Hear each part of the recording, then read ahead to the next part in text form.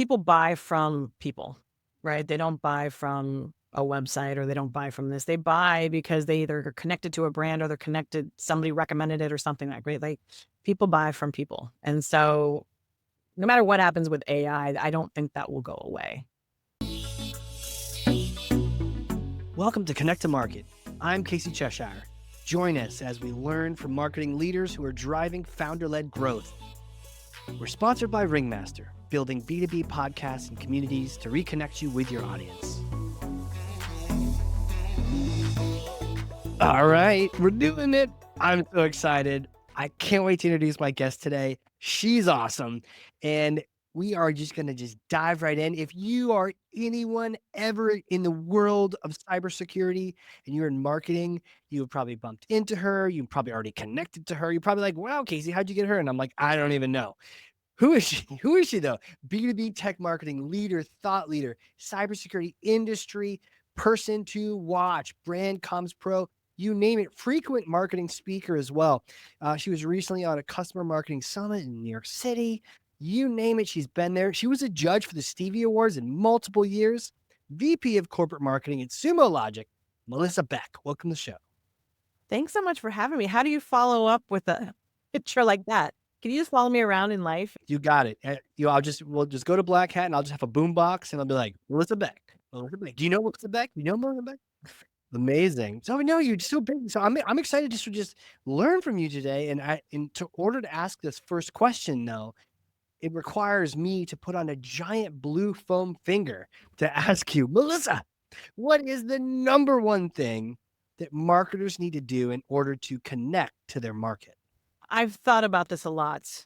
There's many things that I think anybody could say or people have said, but I really believe, and this is as the days and weeks and months go on, I really believe the number one thing is you have to stay relentlessly close to how your buyers are actually trying to find you, how they're researching and making decisions. You have to stay close to that journey because it's dramatically changing with AI, right? It's just the way people are finding you, how they're doing their research. Most of these buyers now are, they're not even speaking to a vendor. They've already kind of come up with their short list through all of these sort of AI tools and ways to find you before they've even come to you, right? So they're relying on AI tools, they're relying on communities, they're relying on peer recommendations, analyst reports, review sites. And trusted, they're trusted resources to help guide those decisions. So by the time it even gets to you as a marketer, as a company, as a vendor, there's already a short list. It's about you kind of closing it by then, right? So you really have to understand, I think, as a marketer, where those buyers are and following that journey and kind of going on that journey with them. Yeah, minding the journey. Why do you suppose there's so many other things to focus on and we just sort of neglect this journey, especially what you're describing? I love this, the entry point to that journey. Is it just hard? Why do we ignore this? I think, well, I think two things. One, again, I said AI is changing everything. I feel like AI is changing everything by the minute, right? In everything that we do. I know for myself, like when we all go to Google. We all know Google, right? We put in our whatever question we're asking it and it comes up with these things. And I don't even go to the section anymore that comes up with those main, the top websites to go to. I only use AI mode and I'm really like, I just need the quick thing, kind of give me summarize the web for me, right? And kind of give me the places. And if I really want to dig in, you can go click in on the sites where they're referencing that, right? So I know as a consumer, even I'm doing that. I suspect, if you're a security buyer and you've got to get, an agentic AI platform in place or a SIM platform in place, you're like, great, I don't have time to read through all the Gartner reports. I don't have time to read through all the G2 reviews.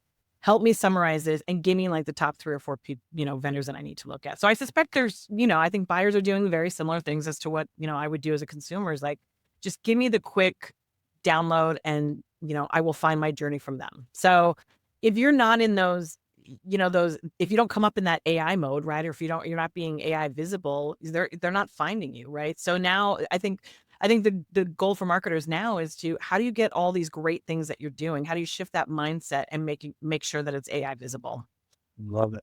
As a modern marketer, we're really trying to figure out where to, how to build our strategies around AI now. So it's just an interesting time in the market.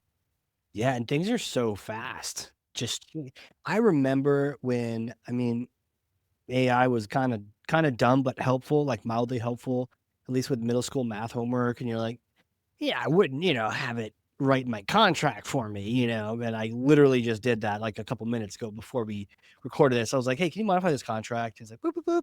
"I'm gonna put some human eyes on it," but it has just accelerated, right? And, like, if you blink, you're, like, behind. Can you imagine talking to someone just like talking to a caveman and showing them an iPhone? It's like, talk to someone about LLMs last year, you know? I think, definitely as a marketer was not even thinking about this or having this conversation 3 to 6 months ago, right? I was doing it as a vendor, right? Obviously, our what we do at Sumo Logic is we have AI built to our security platform. So, we're selling that to customers, but me as a marketer and like what I'm doing, I had some AI, functionality and tools, but I certainly wasn't having these kind of conversations. And yeah, it's I'm talking months, I'm talking weeks now, like 3 to 6 months, right? That's weeks. It's like this is all I think about and talk about now. Yeah, right? Wow. And, and it's like it's that I mean, back in the what, early 2000s, when you could at one point track everything. Like if they found you, you knew, most of the time how they got to you. You had tracking out the wazoo. And it just like that area of not knowing has sort of expanded. Have you been able to track the inbound from AI? So I think we're on our way is sort of the short answer. We recently brought on a tool called Profound, which really kind of goes out into the ether, right? And says how AI visible are you, right? And it gives you a rating score, but I think you can click down into it to say like, oh, it's this analyst report that's really driving it, or it's this, versus blog that you posted 3 years ago that's really driving this, right? Because the LLMs, we're still training them and they're all over the place. So it's we are, I think, starting to get our hands wrapped around it. I still think though that some of those more traditional ways of sort of how buyers are coming in they're still relevant, right? It's now you've got sort of a new vector to look at in addition to all those things. So I don't think all that stuff goes away, but it's just like it's just more information that you gotta make sure that you're kind of tracking. And we get asked this by even our sellers all the time. It's like, hey, are we visible AI out there? I'm doing a search and I'm not seeing this, but you don't know what tools they're using. You don't know, so we're trying to really sort of shore that up and then read that out to internally, right? To all the entire organization, right? Like this is an initiative and we're really trying to understand where we're showing up. And this is important for everyone to understand, right? So Yeah. How how are you approaching this just holistically then? Just idea of whether digital or even human based, how do you said get dramatically close to how this journey begins. How do you go after that? How do you that seems like a lofty challenge. Do you break up in pieces or what? Like what should I think about? I think it's really critical to spend time where your buyers are, right? So if like that doesn't mean AI is not necessarily changing where your buyers are going all the time. They're still sort of in some of those traditional things, but that means you really have to start engaging across communities, at events, on social platforms, the customer conversations, the podcast, the analyst discussions, right? All of that, making all of that AI driven discovery, is really what's more important than driving to your website, right? Because people are, how often are you going to a website like, oh, I really want to go into the website and learn more about that? You've already learned about them because you've done all this other sort of research in these communities and these channels. So I think you got to spend time and understand that, right? It's like, what are the communities? Like for example, Reddit, right? We've got a lot of security practitioner buyers. Reddit is where a lot of those are. Does that mean we're going to start investing in TikTok and other things like that? No, I think not because some people might not find us there. They would, right? But that's not really where our people are, right? So I think it's critical to spend time where your buyers already are, and figure out a way to sort of make your content, relevant and AI visible within those channels. I also think, and I think we talk about this, you hear about this, but human connection still matters, right? It still matters. And I think we're talking about how somebody finds you with AI, but I think the best marketers really use AI to scale those insights and efficiencies while still sort of prioritizing those authentic storytelling, thought leadership, customer advocacy moments. Because I think brands that are, connected to the market, that's ultimately what keeps brands connected to the market, right? It's not just AI alone. You've got to have some sort of human touch, but it's certainly, again, it's just sort of changing the landscape of where and how you interact and engage with your buyers and your customers, right? Yeah. Yeah. You know, I man, I just the days of trying to automatically discover things. I've even seen people, just even ask, "Hey, how did you find us? Where did you?" I'll take your human answer for sure when my stats are failing me. My analytics are not complete. Yeah.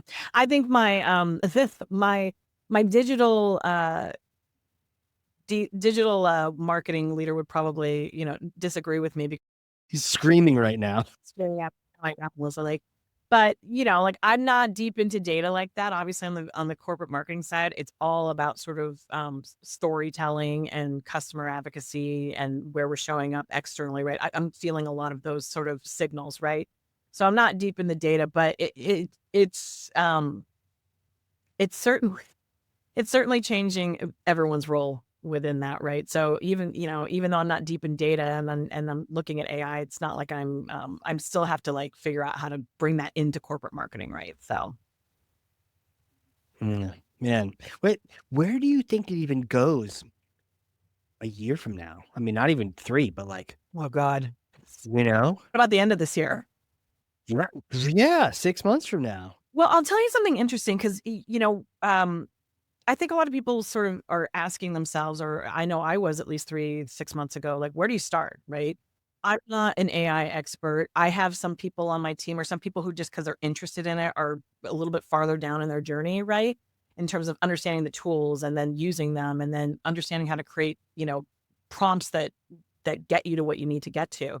So I think, as a marketing leader, you just had to put a stake in the ground that you're gonna evolve your marketing team or your team into sort of an AI machine, right? You gotta make that investment, and I'm really lucky, like, our CMO and our company in general has really made an investment into AI initiatives. They're giving us the tools that we need. We just actually the marketing team just spent a couple weeks ago, we were out in Scottsdale doing an AI marketing summit, which I was like, "Oh my god, what is this gonna be?" And really what it was we brought everyone together. So all of our global brethren, and it didn't matter what your role was, whether, you're doing campaigns or you're, running content or whatever it is.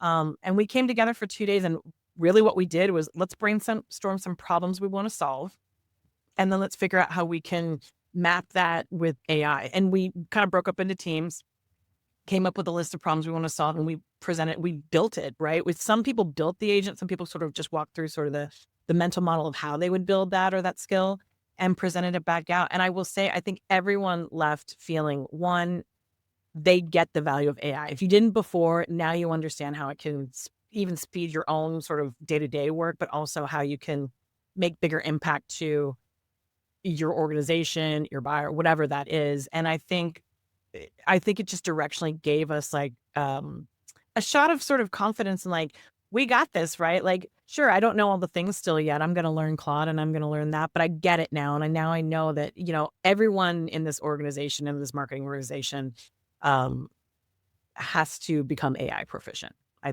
just think that's just good career advice, right? I mean, like, if you're not thinking of it from that perspective at the very least, then I think you're missing out because I still don't believe AI is gonna take everyone's jobs, but I think someone who can do something more be AI proficient and do something more efficiently will absolutely be the one that takes your job.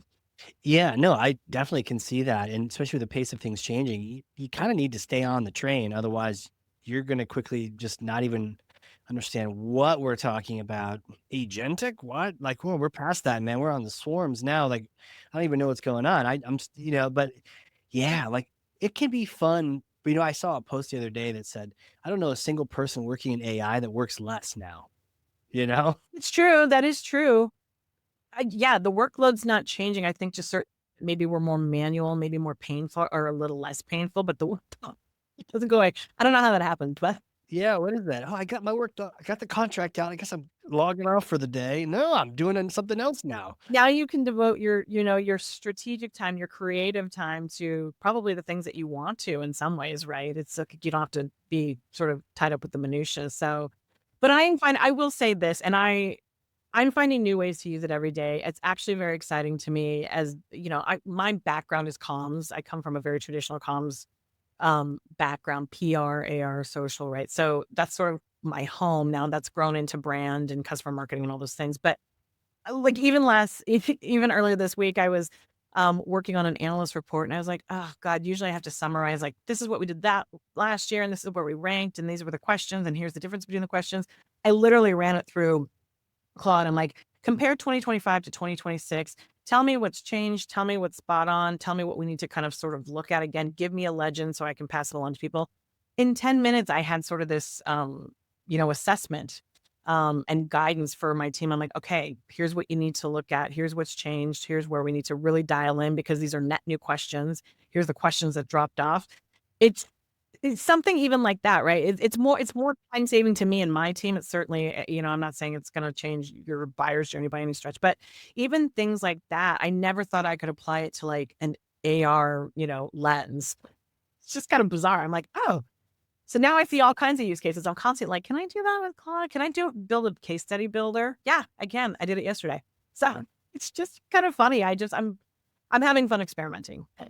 Yeah. Yeah, now, have you found a solution? Maybe this marketing summit that you had, this might be a great idea for other teams listening, because I think a lot of the challenges we're like building in isolation. Those that are right, or we're building, or you're doing the prompts. It's you and AI doing your thing, and then we have these like isolated silos of innovation, and we're not necessarily marching in the right direction, or not the right direction, but like we're not really pulling together. It's like 1,000 different rowers all rowing all over the place. Have you figured out how to gel that as an organization? I think we're really lucky. I think the folks on our team who have been sort of are down their AI journey or more proficient in it, if you will, are really sharing. We're sharing projects all the time. Like, hey, I just used Claude or I just used AI to do this. I'm trying to solve this. I'm sharing the prompt. Take a look at it. Maybe you can like amend it for something else that you're doing. So we're really, as we're kind of building this bridge and becoming this very AI powered marketing team, we're sharing stuff along the way all the time. Now it's interesting, you mentioned customer marketing summit. A lot of those people that attend that are, teams of one, right? So Mm. they're needing AI because they just need to multiply themselves so they can get to, the goals that they're trying to get to. So maybe they may not need to share as much, but certainly in our team we're absolutely sharing. And actually because we have a company wide corporate initiative around AI. We've got like Slack channels that that share all these things like, hey, I built this, or hey, I need to go do this. Does anyone have any ideas on this? So it's pretty collaborative for us. But I don't know if that's everyone's experience in other organizations. We've kind of from the beginning just been really open about it and like let's just learn from each other because that's the only way we're going to kind of get there quickly, right? Yeah. Share. So yeah, Are you building, like building with like Claude Code and all that? I'm really surprised at myself. Like I said, 3 months ago, I was only thinking about it. I'm like, I can't build that. Like, I don't even know how to go do that stuff. Vibe coding, I thought that was actually like code. It's not. Like, oh my God. So yeah, I'm actually building skills. I'm building agents and the things that are sort of more gnarly that like I want to solve like a bigger thing, or it's maybe pulling in more things that I need, connectors to. We've got people in our organization and someone on our team actually who can help really fine tune that, right? I usually have the idea and can get the basics, the framework built, but they kind of help me fine tune it. But for things like this case study builder or this comparison chart or whatever it is, super easy. Yeah. You just got to get good at the prompts, right? That's really what I'm finding is I used to just talk into it like I was talking to you, like, hey, Casey, help me help find this and this and this. And so you kind of get there, but you got to get really smart on, great. Now I want you to do this. Now, what about this? Now, can you add this in? And I wasn't doing that before. So every day is a learning journey. So, tell me about this change, and so it's not as conversational. It's a little bit more instructive when you're dealing with the prompts now, and it's almost like prompt 2 and 3 and 4. It's not just your initial build, right? You're like innovating and making changes and Yeah, so, like, I'll build something, for example, I'm building a brand guardian right now because with the rise of AI, right, everyone's like, "Oh, I don't like this PowerPoint, I'm gonna build my own, branded things," it's just kind of the Wild West right now. As a branding leader, I'm like, "Oh my god," it's like every time I see a presentation, I'm like, "Oh my god, please, I gotta wrangle that in." So, I this is a really great example of where you meet your people where they are, right? They're in AI building this, so let me build you a brand guardian within AI that you can just go call to, and I'll give you the easy prompt, and all the stuff will be there. You can put in a raw presentation and just brand it Sumo, or you can have a half branded one and they can check for branding. You can pull in other things. So I think it's kind of basic, but it's a really great example of meeting your people where you're at, right? And so, but that's an iteration, right? I built a basic framework for it, but now I'm adding things in like, hey, I want you to pull where we keep all of our stock photography, so people can use that if they want to, if they want, because they'll go out there and find something anyway, right? So why not make it easy for them? And if they can call it, so it's yeah, it's I feel like I'm constantly tweaking things like that for sure. Those bigger ones, and as it gets smarter, it gets better. But I'm also, as a result, finding more use cases for it. I'm asking it to do more things. yeah, but, like, that's a great example of just, marketing being able to both defend brand, but also enable everyone. You're not just saying, "No, you can't do that." You're saying, "Here's a better way," and then you don't even have to worry about it, and And you don't I think it's absolutely about not saying no. I always wanna say yes. I always want I don't wanna be the gatekeeper in the case of slowing people down. I actually wanna speed them up, right? Like, how can I help support that? But I think the other thing is, it's just, the more people get sort of used to that model, right? Like, you build those agents or those things, um you don't have to, like, now update things across 100 channels, right? Like, think about when you updated, like, a PDF or even, like, a Google shared document, right? You gotta make sure that people have that link in Slack or your Litmus or your wherever you're sharing things, right? You gotta update it across 800 channels, maybe some website, maybe some Google internal sites. Now in an agent, you just update the agent and it's there. You don't have to put it everywhere. You just resend the agent, info. So it's for me, I love that piece because 'cause I'm like, "Oh god, I forgot that channel. Oh, yeah, forgot to put it here. Yes, here it is." right. Hey, marketing leaders, it's Amanda here from Ringmaster B2B Podcasting. In today's market, B2B buying is built on one thing trust. And there's no better way to build that trust than through a podcast that builds connection. At Ringmaster, we help you launch and grow shows that will amplify your brand and can help drive real demand. The best part? We handle all the heavy lifting so you can focus on the big picture. So if you've been thinking about starting a podcast for your brand or taking your existing one to the next level, visit ringmaster.com to chat and book a call. Man. Well, my next question for you, I feel like I could talk to you for days, so let's just automatically put a little earmark there for come back in in a quarter or so, check back in.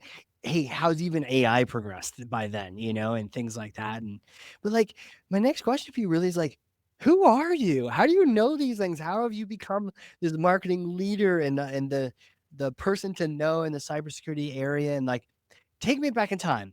Little you days. Did you know you're gonna be a marketing leader, thought leader, all those kind of what was little Melissa like? Okay, so I'm an only child, which will I think people will say, "Oh, only child." I actually don't have I have very few only child tendencies. I don't know why that is, but I was incredibly shy when I was younger, which again is another hard thing to believe. I think people will be like, "What?"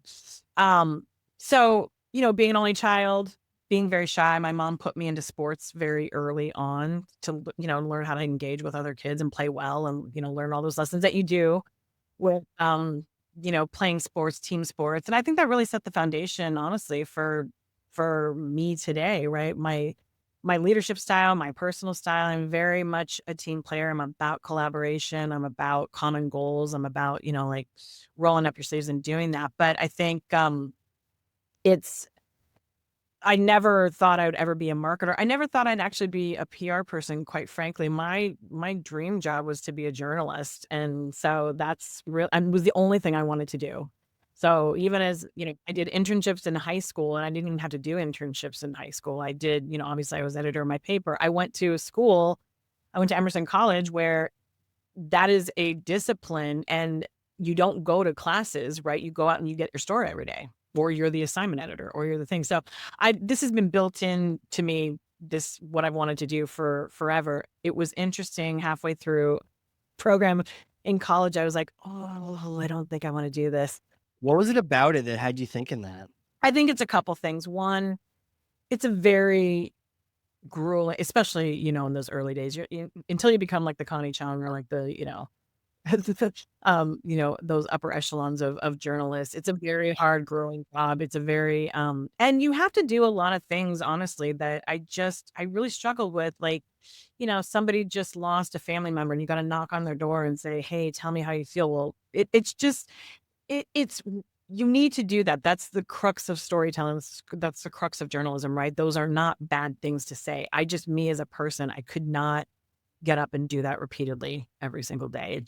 I knew I wouldn't be able to do it. And so, but I love to storytell. I love to write.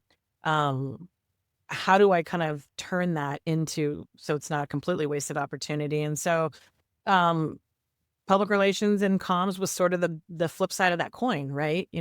So that's kind of how I got started in comms. Uh, was really that. And then as I kind of grew as a comms professional, and I think Sumo's been really instrumental in this. They've given me a lot of great opportunities. You know, that storytelling piece, you realize it's critical for customer marketing. It's critical for events, right? Like how are we showing up?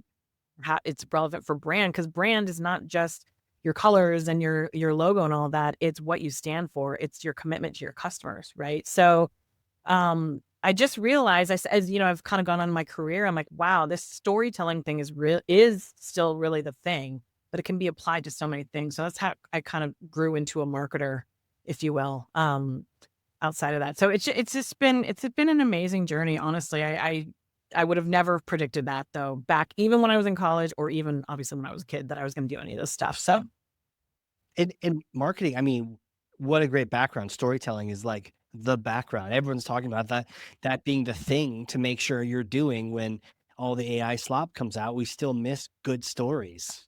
yeah, well, that human connection, right? That goes back to like storytelling is human connection. There's ways that you can leverage AI to help with some of that, right? But um, it's so important. They always say, what do they say? They always say, um, people buy from people, right? They don't buy from a website, or they don't buy from this. They buy because they either are connected to a brand, or they're connected, somebody recommended it or something like, right? Like people buy from people. And so no matter what happens with AI, I don't think that will go away. I think certain elements of it, or how you get there, might change, but you can't underestimate that human element. So Yeah. Well, speaking of the human element, I have a hypothetical question for you next. If you're game for this. teeing you up, yes, I'm game. All right. You see, I may or may not, can't confirm or deny. You know how cybersecurity goes. Can't confirm or deny, but I might have a time machine here in New Hampshire. So next time you do a customer event up in the Boston area, come on north, we'll get some lobster and move the time machine, right? We got the time machine, great. Yeah, it's in the backyard covered in tarp. Don't tell anyone, but it's just between you and me. And so we use this time machine, but it's a special kind of time machine where we get to go back in time and you get to meet yourself a few days after that journalism degree. You just graduated. The journalism degree, you got that PR as well. What do you tell that Melissa? This is interesting. This question is interesting because I'm celebrating a very big milestone birthday next year. I won't say what it is, but I'm thinking a lot about sort of this first half of my life, right? And all the lessons I've learned and where I've come from, and where do I want that kind of sort of second half of my journey to be? And what are the lessons that I learned that I can kind of pull in? And I keep coming back to, everything is going to be okay, no matter what happens, right? I think, you come out of college, you're trying to keep up with your peers, like whether like, oh my God, this person has a job, and oh my God, they're getting promoted faster than I am, or oh my gosh, my friends are getting married and I'm not getting married. Yeah, like what's going on? Like everything, I think in that early, that post sort of college era, you're just constantly comparing yourself to people and things. And I can't imagine, social media was not even really just started. I got out of college, right? We didn't really have like Facebook and that stuff. So we didn't have like all the pressure and of extra comparisons, right? Not just our own sort of friends and whatnot. But um, I say this to people that I mentor. I'm like, everything's gonna be okay. The important thing is to stay curious. You have to, we have, I think as you kind of come out of college, you believe you have to have all the answers. You've done the work, you've gotten the degree, you're got this great job, but you got to have all the answers. And the reality is that the journey of life is learning. If you've stopped learning, I don't care if you're 20, 30, 50, 60, 80, whatever it is, you're done, because the learning is the real ride. So staying curious and being okay with not knowing everything has been, I think, what I would tell myself, going backwards is it's going to be okay. Stay curious, keep learning, keep asking questions. All the things will fall into place when they're supposed to. But if you feel so rigid that you can't kind of see past the forest, then you're never going to get to where you want to get to. So and I say that even now, right? I'm in a different season of my life. I'm really, really doubling down on learning. This AI thing has actually been kind of funny because it's totally out of my wheelhouse, and I've really had to learn. But I was like, oh God, I want to keep learning. Like I want to, in my second half of life, I want to learn languages, and I want to go to places I haven't been to before, and I want to have cool hobbies, right? I just want to keep sort of doing things that I'm uncomfortable with. So even though I had a lot of imposter syndrome, I think through a majority of my life and in my career, I don't feel like that anymore because I've kind of shifted my mindset to, um, I'm experimenting and learning all the time. So that doesn't mean I don't know things. I do. I'm just always learning more. So Powerful words. I love it. Love this conversation. Where can people go to connect with you? They want to reach out. LinkedIn is my home base of my professional life. Please feel free to Melissa Beck. Find me. I'm happy to chat with anybody. I'm happy if you want to talk more about this AI stuff or just connect or, have cybersecurity discussions because it's a small community. I'm happy to talk to anybody, but LinkedIn's sort of where I live day to day. Excellent. Excellent. We will put links to all of that in the show notes, as well as a link to your surprise 30th birthday party as well. Yes. We will do that too. You heard it here. Exclusive access to the birthday party, Melissa Beck. Hey, this has been awesome. Thank you so much. To sit down, geek out with you on the buyer journey and the entry point to that, AI, how fast that's moving, all these things. What an honor. It's so much fun to chat with you today. Thank you so much for coming on here. Thank you for having me. Super fun. Super fun. Let's do it again sometime. Hell yeah. Well, talking a quarter and AI will be completely different. We'll be in a totally different time zone and market and whatever else. I'll have like cool shades on. It'll be all futuristic. Yeah, this is cool. And for those listening, if you learned something, I freaking know you did, because I literally have 2 pages of notes over here, front and back. Then share this with someone else. 1 person, 2 people, 3 people. 9,000 is cool too. But honestly, who's that 1 person? Maybe a fellow marketer, just they're falling behind. Hey, give them a little nudge here. Or maybe you yourself are not paying attention to that journey. You're not, as Melissa was saying, being dramatically close to that journey and how people get into it. And if you're not paying attention, it's going to quickly run by you. So share this episode with someone else. And with that, Melissa, thank you again. Thank you. All right, everyone. This has been a crazy cool, very exciting episode of the Connect to Market Pod. We will see you all next time. And that wraps up another episode. Thank you for joining. For show notes and other episodes, visit us at connecttomarket.com. Connect to Market is sponsored by Ringmaster, creating podcasting communities that create relationships, generate revenue, and drive growth.